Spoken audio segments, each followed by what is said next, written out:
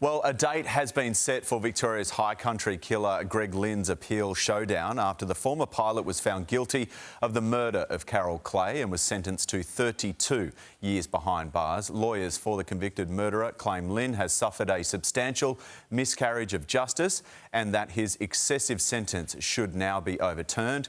The appeal process will begin on October 31st this year.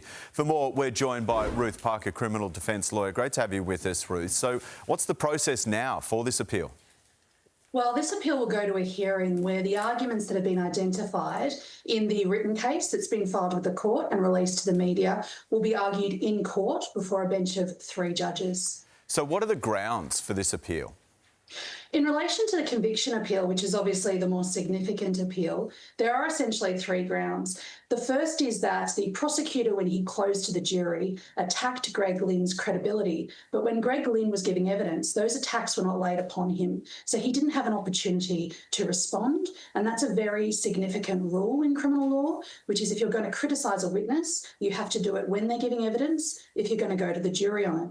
The second aspect is that the ballistics evidence was, according to Greg Lynn's lawyers, botched and should not have been led before the jury in the way that it was. And then ultimately, the final argument is that this is an unreasonable verdict, not properly supported by evidence, it's unsatisfactory and it ought to be overturned. So just really quickly, if this appeal is successful, does he walk free completely? Well, that depends on whether or not they order a retrial, Showbo, but if they do, he will be retried and probably not released on bail. But if his conviction is overturned and no retrial ordered, then he'll be released. OK, watch with interest. Thank you, Ruth.